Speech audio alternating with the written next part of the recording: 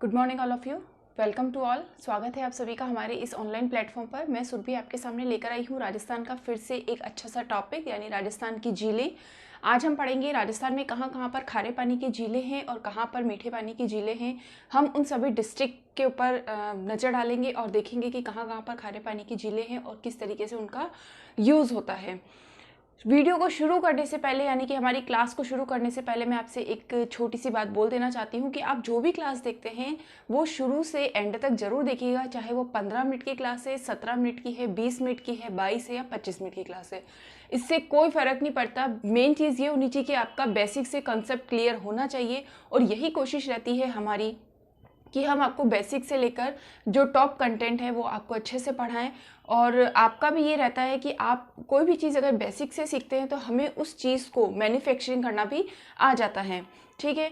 अब जब हम यहाँ पर राजस्थान के मैप में बहुत सारी चीज़ें पढ़ते हैं, जैसे कि हमने यहाँ पर राजस्थान के मैप में जलवायु पढ़ी थी, तो आप जलवायु के टॉपिक को सिर्फ 2 मिनट और 3 मिनट, 4 मिनट, 5 मिनट इतना सही देखोगे तो आपको एंड तक जो चीज़ बताई है वो आपको कैसे समझ में आएगी। ठीक है ना। तो बहुत सारी इन्फॉर्मेशन ऐसी होती है जो हम वीडियो के स्टार्टिंग में देते हैं, यानी कि हमारे टॉपिक का कंटेंट जो होता है उसका इंट्रोडक्शन, और वीडियो की जो कंटेंट होता है उसकी जो बहुत सारी ऐसी इंपॉर्टेंट चीज़ें होती है जो एंड में, यानी कि इंपॉर्टेंट फैक्ट्स के रूप में आपको बहुत सारी चीज़ें बताई जाती है। तो आप वीडियो को शुरू से एंड तक जरूर देखिएगा अगर आपको बेसिक टू टॉप पढ़ना है, यानी बॉटम टू टॉप आपको जाना है। ठीक है। आज का हमारा जो टॉपिक है वो है राजस्थान की प्रमुख झीलें, जिसमें हम खारे पानी की और मीठे पानी की झीलें पढ़ेंगे। तो शुरू करते हैं। हमारा आज का जो टॉपिक है राजस्थान की प्रमुख झीलें।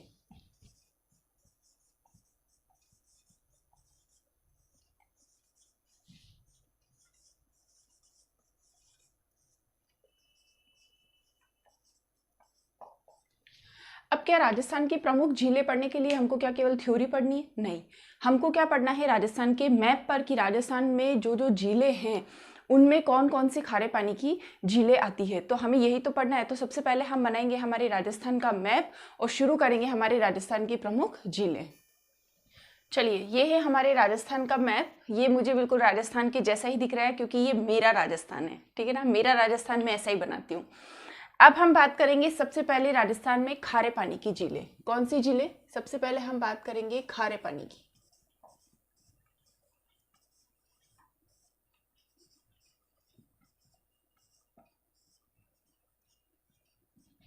तो जब भी हम खारे पानी की झीलें पढ़ेंगे, यानी राजस्थान का कोई भी हम टॉपिक पढ़ेंगे, तो हम स्टार्टिंग कहाँ से करेंगे? नॉर्थ से। यानी नॉर्थ में अगर हम चलें, यहाँ पर नॉर्थ में अगर हम चलते हैं बीकानेर, सबसे पहले हम बात करेंगे बीकानेर में, क्योंकि सबसे प्रसिद्ध जो खारे पानी की झील है वो बीकानेर में भी है। ठीक है। तो यहाँ पर है अपना बीकानेर। बीकानेर में जो खारे पानी की झील है उसका नाम है लूणकरणसर। क्या नाम है? लूणकरणसर।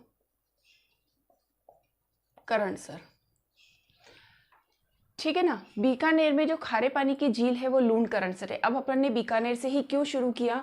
वो इसीलिए हमने बीकानेर से शुरू किया क्योंकि हम जब भी कोई राजस्थान का किसी भी टॉपिक को हम पढ़ेंगे तो सबसे पहले हम उत्तर दिशा से चलेंगे। उत्तर दिशा से चलेंगे, उसके बाद हम पूरे राजस्थान को कवर करेंगे। तो कोई भी चीज़ को समझना या रिमाइंड करना या एग्जाम तक उस चीज़ को याद रखने का सबसे अच्छा तरीका यही है कि हम राजस्थान के मैप में उन चीज़ों को पढ़ें, क्योंकि वो चीज़ें हमारे राजस्थान से जुड़ी है। तो ज़्यादा बड़ा थोड़ी है राजस्थान, ये ज़्यादा बड़ा नहीं है। अपन को नॉर्थ से स्टार्ट करना है, यानी बीकानेर से अपन ने स्टार्ट कर लिया। अब यहाँ गंगानगर हनुमानगढ़ आता है तो यहाँ है नहीं, तो अपन स्टार्टिंग कहाँ से करेंगे? बीकानेर से। बीकानेर के बाद अपन यहाँ जाते हैं जैसलमेर। बीकानेर के बाद हम कहाँ आ गए? जैसलमेर। जैसलमेर में जो खारे पानी की झील है उसका नाम है कावोद झील या कछोर झील। इस झील को क्या बोलते हैं? कावोद या कछोर। कावोर या कछोर झील, जैसलमेर की इस झील को। और ये बिल्कुल मरुस्थल है, यानी कि इसमें इतना कोई पानी है नहीं, क्योंकि मरुस्थलीय क्षेत्र है। तो मरुस्थल में जब बारिश ही नहीं है तो पानी कहाँ से आएगा? नेक्स्ट अपन बात करेंगे यहाँ पर बीकानेर के बाद हम बीकानेर के बाद जैसलमेर। जैसलमेर के बाद आते हैं हम यहाँ पर जोधपुर। ध्यान दीजिएगा, जोधपुर में जो खारे पानी की झील है उसका नाम है बाप झील। क्या नाम है? बाप झील। देखो बिल्कुल सीक्वेंस में याद करोगे ना तो आपको वो हर चीज़ अच्छे से याद रहेगी, ठीक है ना। बाप झील को हम फलोदी झील के नाम से भी जानते हैं। बाप झील जो है वो फलोदी, वहाँ पर एक जगह का नाम है, इसलिए इसको फलोदी झील भी बोला जाता है, ठीक है। हम अपने जोधपुर की बात कर ली अपन ने। सबसे पहले अपन नॉर्थ से चले थे बीकानेर। बीकानेर में है लूणकरण, बहुत अच्छे से याद रखना। फिर आए हम जैसलमेर। जैसलमेर को हमने देखा कावोद या काछोर, ठीक है ना, कावोद या काछोर। फिर हम बात करते हैं बीकानेर, जैसलमेर, फिर जोधपुर की, ठीक है। तो जोधपुर में जो झील है उसका नाम है बाप झील या फलोदी झील। नेक्स्ट अगर हम बात करेंगे तो हम बात करेंगे बिल्कुल जोधपुर का जो पड़ोसी है नागौर। जोधपुर का जो बिल्कुल पड़ोसी है नागौर, और नागौर में जो झील है उसका नाम है डीडवाना झील। क्या नाम है? डीडवाना। नागौर की इस झील का नाम है डीडवाना। नागौर की इस झील का नाम क्या है? डीडवाना। हम सिर्फ अपने नेबर जो डिस्ट्रिक्ट है उसी को करते जाएंगे तो हमको बहुत सारी चीज़ें अच्छे से याद हो जाएगी। तो हमारी जो नागौर की जो झील है डीडवाना, अब इस डीडवाना के बारे में कुछ छोटी सी कुछ बात सुन लीजिए। डीडवाना झील जो है उसमें बहुत ज़्यादा खारा पानी है, यानी कि बोला जाता है कि 98% तक फ्लोराइड इस पानी में मिलता है। और ये जो पानी है वो खारे पानी इतना हो जाता है कि वो पीने योग्य या खाने योग्य जो नमक बनता है वो खाने योग्य नहीं होता है। यानी कि इस पानी से जो नमक बनाया तो जाता है लेकिन वो अधिकतर फैक्ट्रीज में या बड़ी बड़ी इंडस्ट्रीज में ही काम में लिया जाता है, खाने योग्य नमक ये नहीं होता है। और इसीलिए नागौर के जो लोग हैं उन लोगों को अधिकतर कुबड़ पट्टी हो जाती है। कुबड़ पट्टी इसीलिए होती है क्योंकि पानी में फ्लोराइड की मात्रा इतनी होती है कि हड्डियां तक गलने लग जाती है, इसीलिए उसको बोला जाता है नागौर का जो पानी है वो बहुत ही ज़्यादा खारा है। और जो झील का नाम है वो है डीडवाना। अब नागौर के बाद हम बात करते हैं सीकर की। ये सीकर में जो झील है उसका नाम है रेवासा। सीकर में जो झील है उसका नाम है रेवासा। सीकर का पड़ोसी अपना जयपुर, ये जयपुर वैसे थोड़ा सा उधर चला गया लेकिन जयपुर इस तरफ आएगा अपने, है ना। जयपुर में जो झील है वो है सांभर। अब क्या है कि नागौर और जयपुर, जैसे डीडवाना झील होगी और सांभर झील होगी, दोनों ही जो झीलें हैं उनमें दोनों में ही फ्लोराइड की मात्रा बहुत ज़्यादा है। नमक तो बनाया जाता है लेकिन फैक्ट्री, इंडस्ट्री, मिल्स इनके लिए बनाया जाता है, इनमें काम में लिया जाता है, लेकिन खाने योग्य शुद्ध नमक बिल्कुल भी नहीं होता है जो हम हमारे घरेलू काम में यूज़ में लेते हैं। इस तरीके का नमक यहाँ पर होता है। इसके बाद हम बात करते हैं बाड़मेर की। ये जोधपुर के यहाँ नीचे बाड़मेर, यहाँ पर इस तरफ आएगा बाड़मेर, जैसलमेर और यहाँ बाड़मेर, ठीक है। मैंने यहाँ पर लिख दिया है तो जैसलमेर, जोधपुर और यहाँ पर आता है बाड़मेर, ठीक है। अब बाड़मेर में जो झील है बालोतरा, बाड़मेर में एक जगह का नाम है बालोतरा, वहाँ की विश्व प्रसिद्ध जो झील है पंचपदरा, वहाँ की विश्व प्रसिद्ध जो झील है पंचपदरा। और इसके बारे में आप कुछ चीज़ें सुन लीजिए। यहाँ पर बाड़मेर में, बालोतरा में एक जगह का नाम है बालोतरा जो कि बाड़मेर में है, और यहाँ पर पंचपदरा करके जो खारे पानी की झील है, इसमें खारवाल जाति के जो लोग हैं वो नमक का निर्माण करते हैं, जो हमारे पूरे ही राजस्थान में नहीं पूरे ही भारत में विश्व प्रसिद्ध झील है। और इससे खाने योग्य जो नमक होता है उसका निर्वाह किया जाता है। यानी कि खारवाल जाति के लोग जिस तरह का नमक वहाँ पर बनाते हैं वो खाने योग्य होता है, और पूरे ही राजस्थान नहीं पूरे ही भारत में ये प्रसिद्ध है। और सबसे बड़ी जो खारे पानी की झील है वो इसको कहा जाता है, और खाने योग्य नमक भी यहीं से अपन को मिलता है। ये इसकी खासियत है। यहाँ पर एक क्वेश्चन जरूर आता है कि किस जाति के लोग, तो यहाँ पर आप देख लीजिएगा कि खारवाल जाति के जो लोग हैं वो क्या करते हैं? नमक निर्माण, ठीक है। दूसरे लोग भी करते होंगे, फैक्ट्रीज में बनता होगा, क्लीन होता होगा, लेकिन स्पेशली यहाँ पर ये खारवाल जाति इस नमक निर्माण के लिए बहुत ही प्रसिद्ध है, और इसीलिए हमको खाने योग्य जो नमक है वो मिलता है। तो इस तरीके से हम यहाँ पर देख सकते हैं। बीकानेर से हम चले थे, फिर जयपुर, जैसलमेर, हम आए जोधपुर, जोधपुर के बाद नागौर, नागौर के बाद सीकर, जयपुर और लास्ट हमारा बाड़मेर बचा, जो पूरे भारत में सबसे बड़ी खारे पानी की झील है जिसको हमने पंचपत्रा बोला। ठीक है, तो इन चीज़ों के बारे में तो हमने अच्छे से पढ़ लिया। अब मैं चाहती हूँ कि एक बार इन सब को मैं आपको यहाँ पर, जैसे हम कंटेंट लिखते हैं ना किसी भी चीज़ का, तो मैं उस तरीके से आपको यहाँ पर लिख देती हूँ ताकि आप जब स्क्रीनशॉट ले लोगे तो आपको ये जो चीज़ है वो अच्छे से समझ में आ जाएगी। तो खारे पानी की झीलें सिर्फ इतनी हैं, इसके बाद हम स्टार्ट करते हैं हमारे मीठे पानी की झीलों को। चलिए यहाँ पर हम देखते हैं, एक बार हमने यहाँ पर खारे पानी की जो झीलें हैं उनको सीक्वेंस में लिख दिया है। जैसे फर्स्ट है बीकानेर में लूणकरणसर, जैसलमेर में कावोद और काछोर, जोधपुर में बाप झील और फलोदी झील, बाड़मेर में पंचपदरा जो सबसे बड़ी खारे पानी की झील है जो कि बालोतरा में है, नागौर में डीडवाना जो कि फ्लोराइड युक्त पानी है जो खाने योग्य काम में नहीं लिया जाता है, सीकर में है रेवासा और जयपुर में है सांभर, जहाँ पे भी बहुत सारी फैक्ट्रीज में तो इसका नमक काम में लिया जाता है लेकिन खाने योग्य नमक नहीं होता है। तो हमारे राजस्थान की जो खारे पानी की झीलें हैं, अगर आप इनको अच्छे से याद कर लोगे तो आपको मीठे पानी की झीलें याद करने की ज़रूरत नहीं पड़ेगी। आपको सिर्फ ये खारे पानी की झीलें याद करनी है, बाकी मीठे पानी की झीलें जो बचेगी वो सारी मीठे पानी की झीलें होगी और वो आपका अपने आप से याद हो जाएगी। चलिए, अब ये तो हुई अपने खारे पानी की झीलें यहीं तक। अब हम बात करेंगे हमारे मीठे पानी की झीलें।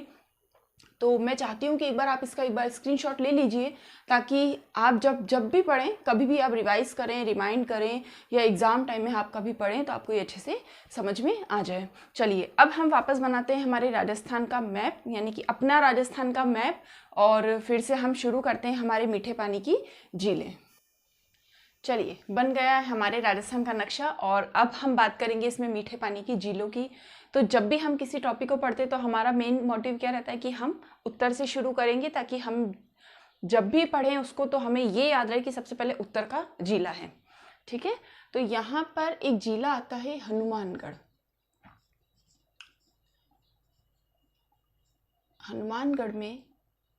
हनुमानगढ़ जो सबसे अपने उत्तर का जिला है, हनुमानगढ़ और गंगानगर। तो हनुमानगढ़ में जो एक झील है उसका नाम है तलवाड़ा झील। तलवाड़ा झील कहाँ पर है? ये गग्गर नदी। चलिए, अब गग्गर नदी का एक्स्ट्रा फैक्ट सुन लीजिए एक बार। हनुमानगढ़ में जो गग्गर नदी है, उस गग्गर नदी को, यानी कि गग्गर नदी यहाँ पर बहती है इस तरीके से। ठीक है, तो ये जब राजस्थान में बह रही है तब तक तो ये गग्गर है। ठीक है, अब ये राजस्थान से बाहर निकलकर हमारे पड़ोस में, राजस्थान का पड़ोसी कौन है? पाकिस्तान हो गया ना। पाकिस्तान हमारा देश है, इधर भारत के आगे पाकिस्तान। अब यहाँ पाकिस्तान में जब ये गग्गर नदी जाती है तो इसको क्या बोला जाता है? हकरा। इस चीज़ को गांठ बांध लेना इस चीज़ की कि आप जब भी आपके एग्ज़ाम में, कंपटीशन में एक क्वेश्चन आता है हकरा नाम से, तो ये गग्गर नदी ही है हमारे राजस्थान की जो पाकिस्तान में जाकर हकरा के नाम से प्रसिद्ध है। ठीक है ना, यानी कि हमारे राजस्थान की जो गग्गर नदी है जो कि हनुमानगढ़ से बहती हुई पाकिस्तान में जाती है तो उसका नाम चेंज होकर हकरा हो जाता है। ये जो क्वेश्चन है ये बहुत सारे कंपटीशन एग्जाम RS लेवल तक का क्वेश्चन भी इस पे आया हुआ है, इसलिए आप अच्छे से इसको रिमाइंड कर लेना। अब बात करते हैं हम तलवाड़ा झील की। हनुमानगढ़ में गग्गर नदी के मुहाने मतलब किनारे पर क्या है? तलवाड़ा झील। ठीक है, अब ये बात हुई हनुमानगढ़ की। अब हनुमानगढ़ से थोड़ा नीचे आ जाओ, इधर बीकानेर की जो मीठे पानी की झील है उसका नाम है कोलायत। बीकानेर में जो मीठे पानी की झील है उसका नाम है कोलायत झील, जहाँ पर कपिल मुनि का आश्रम है और विश्व प्रसिद्ध आश्रम है कपिल मुनि का बीकानेर में, जहाँ पर कोलायत झील है। अब जब हम यहाँ से चल रहे हैं तो हम नीचे आएंगे जैसलमेर में।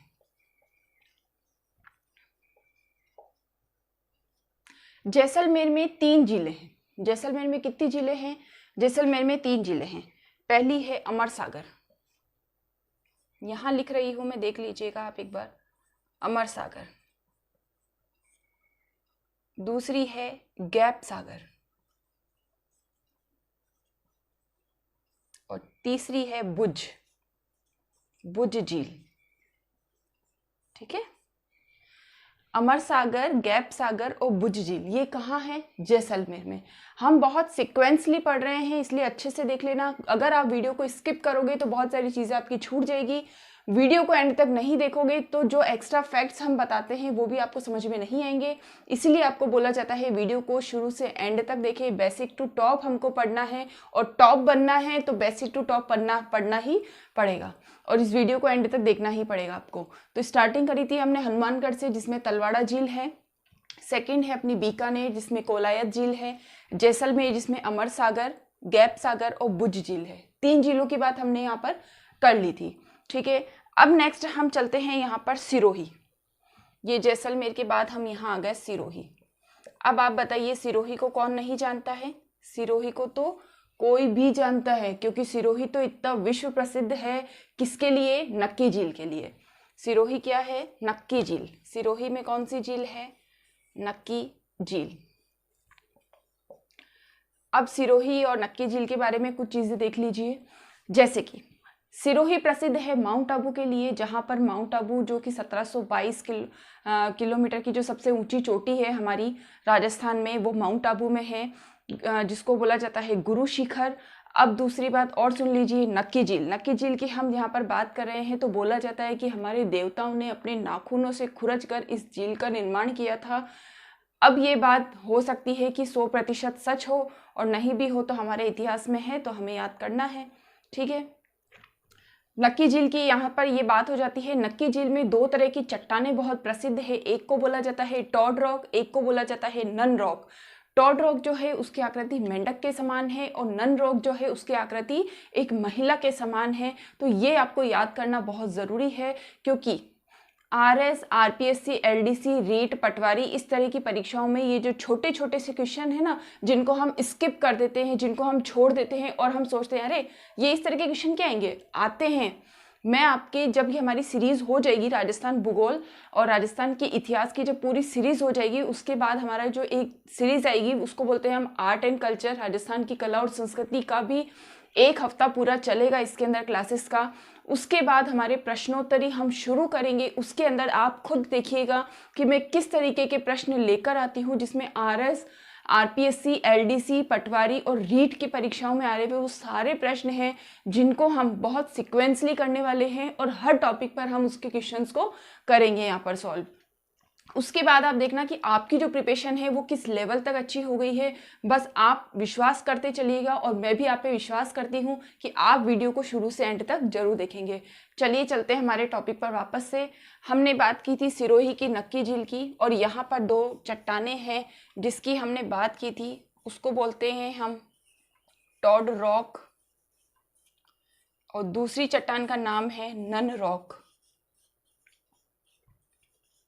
इसकी आकृति मैंने आपको बता दी मेंढक के समान है और इसकी आकृति मैंने आपको बता दी महिला के समान है, ठीक है। अगर राइटिंग का थोड़ा सा कोई इशू है तो आप कमेंट सेक्शन में मुझे बता दीजिएगा, ताकि मुझे पता पड़ जाएगा तो मैं और अच्छे से लिखना चालू कर दूंगी, ठीक है। यहाँ तक तो हुई अपनी बात।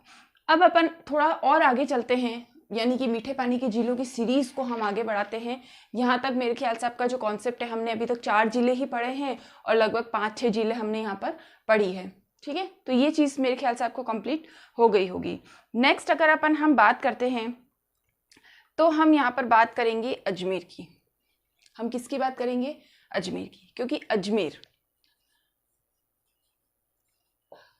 हार्ट सिटी के नाम से भी जाना जाता है। अजमेर का जो शेप है वो हार्ट सिटी के नाम से जाना जाता है। अब अजमेर की कुछ चीज़ें हैं जो आप अच्छे से सुन लीजिए। अब अजमेर में 3 झील ऐसी है जो पूरे ही विश्व में प्रसिद्ध है। सबसे पहले तो अजमेर में जो एक जगह का नाम है पुष्कर, पुष्कर एक गांव का नाम है वैसे, तो पुष्कर में एक झील है जिसका नाम है पुष्कर झील।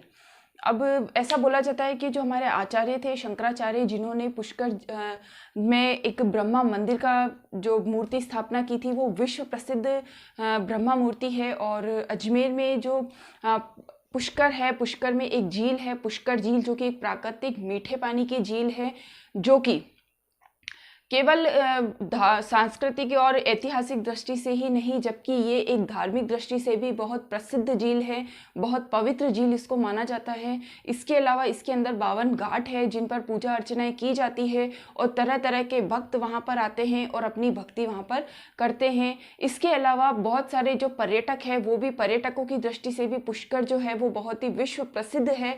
यहाँ पर पूरे ही विश्व में एकमात्र ब्रह्मा जी का मंदिर है जो अपने आप में एक पूरा ही विश्व विख्यात है। तो ये रही बात अपने पुष्कर झील की। अब आगे देखिएगा,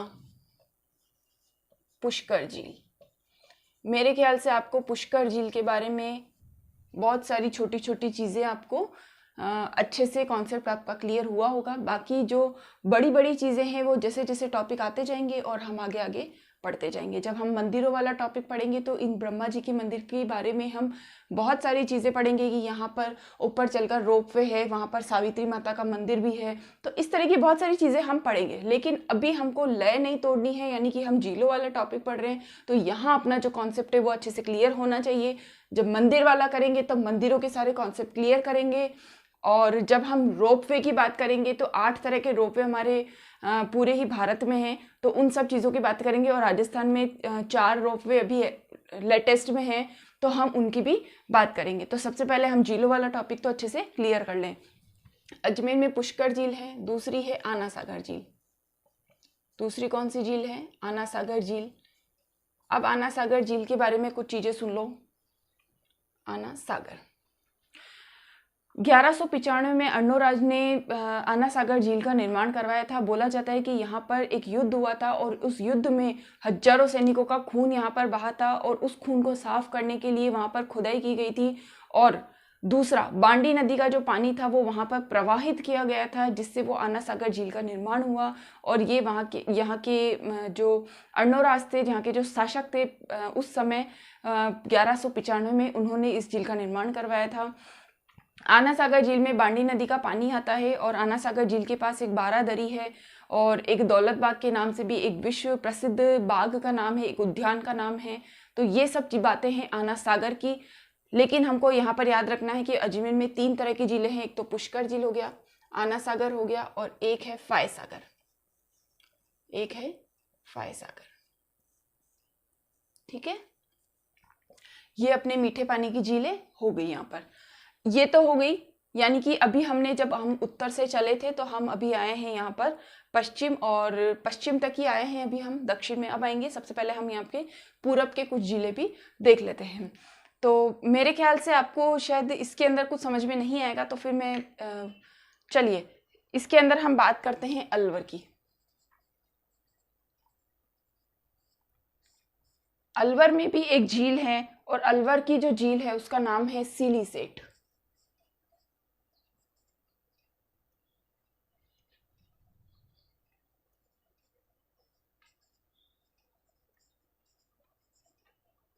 अलवर की जो झील है उसका नाम है सिलीसेट। इसके अलावा अलवर के बाद एक भरतपुर, भरतपुर में भी एक झील है जिसका नाम है मोती झील, और ये मोती झील भी बहुत प्रसिद्ध है, ठीक है। भरतपुर के बाद आते हैं हम धौलपुर। आप ये मत सोचिएगा कि मैम एक ही के अंदर सारा मैसअप करवाएगी, ऐसा नहीं करूंगी मैं आपको इसके अंदर वही चीज़ करवाऊंगी जो आपको सब चीज़ें अच्छे से क्लियर दिखती रहे। जब मैसअप होने लग जाएगा तब हम इसको हटाकर वापस मैप बनाएंगे और फिर बाकी जो रिमेनिंग होंगे वो सारे हम उस पर करवाएंगे, ठीक है। तो धौलपुर, धौलपुर में जो है वो है तालाब ए शाही।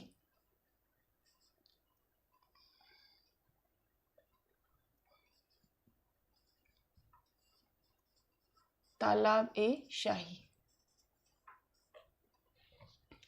चलिए यहाँ तक तो हमने बात कर ली। अब यहाँ पर हमारे पास कुछ प्लेसेस हैं तो हम यहाँ पर और बात कर लेते हैं कोटा। कोटा में जो झील है वो है किशोर सागर।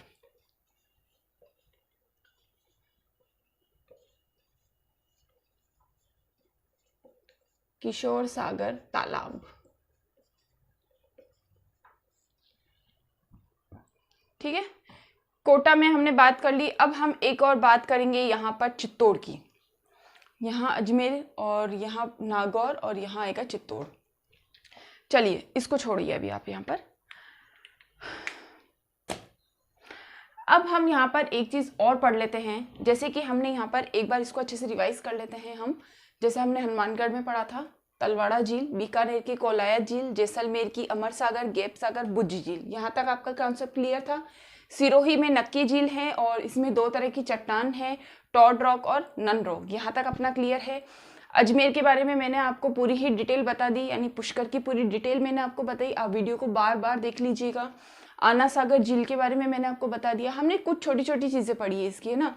फाय सागर झील, और ये है अपने अजमेर में। अब बात करते हैं अलवर की, तो अलवर में जो सिलीसेट झील है वो प्रसिद्ध है, भरतपुर की मोती झील, धौलपुर की तालाब शाही और कोटा की किशोर सागर तालाब।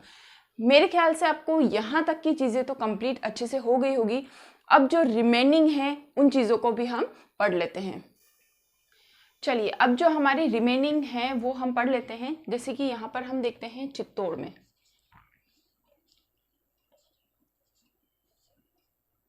चित्तौड़ की जो मीठे पानी की झील है उसका नाम है भोपाल सागर। क्या नाम है? भोपाल सागर। ये चित्तौड़ की झीलें हैं। एक ही झील है यहाँ पर भोपाल सागर, जो कि सबसे बड़ी है। जो सबसे बड़ी तो क्या मतलब चित्तौड़ में बड़ी है। और उसके बाद हम बात करते हैं यहाँ पर जयपुर की। ठीक है, जयपुर की हम बात करते हैं तो जयपुर में भी 3 तरह की झीलें हैं। जयपुर में भी 3 तरह की झीलें हैं, रामगढ़,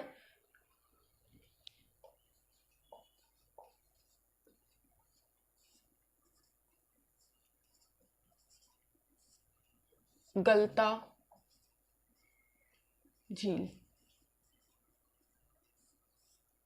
रामगढ़ झील, गलता जी झील और गढ़सीसर, गढ़सीसर। ठीक है,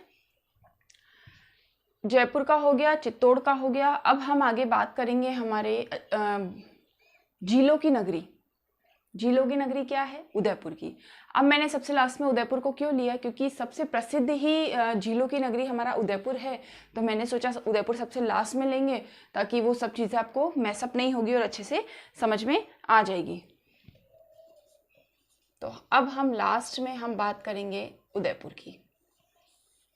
उदयपुर मोस्ट इम्पोर्टेंट, एग्जाम में आने वाले क्वेश्चन यहीं से बनते हैं और इसीलिए हमको इसको ध्यानपूर्वक पढ़ना है। वैसे तो सभी झीलों को पढ़ना है, ठीक है, खारे पानी की झीलों को स्पेशली पढ़ लेना ताकि मीठे पानी की झीलों में आपको इतना गड़बड़ नहीं होगी। ठीक है, तो उदयपुर की जो हम झील है, सबसे पहली झील है पिछोला।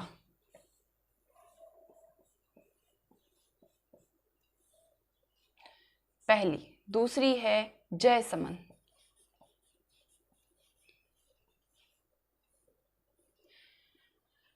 सबसे पहली जो मीठे पानी की प्राकृतिक झील है वो है राजसमंद। दूसरे नंबर पे आती है जयसमंद। यहाँ पर हमको एक राजसमंद भी पढ़ना है ना, यहाँ पर हमको एक राजसमंद भी पढ़ना है। राजसमंद के बारे में भी हम पढ़ेंगे क्योंकि यहाँ से भी क्वेश्चन बनता है। क्योंकि सबसे बड़ी जो प्राकृतिक झील है मीठे पानी की वो राजसमंद में ही है। राजसमंद झील के नाम से ही है। एक ऐसा झील है जो डिस्ट्रिक्ट के नाम पर ही है, यानी कि एक ऐसी झील है जो जिले के नाम पर है। ठीक है, तो सबसे पहले उदयपुर की बात करते हैं हम। पिछोला झील, जयसमंद झील और एक है फतेह सागर। फतेह सागर।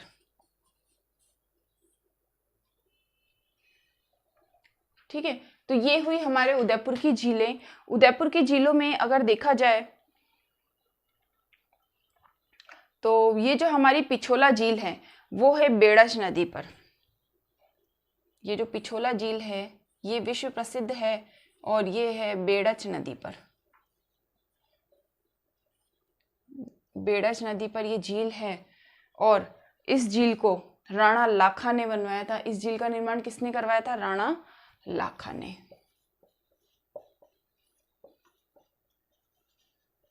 इस झील का निर्माण किसने करवाया था? राणा लाखा ने इसका निर्माण करवाया था। अब एक बार राजसमंद झील में, राजसमंद का नाम यानी राजसमंद जो झील है उसका नाम ही राजसमंद जिले पर पड़ा है, जो कि कांकरोली में है और वहाँ के जो राजा थे राज सिंह, उसके नाम पर इस झील का निर्माण करवाया गया था।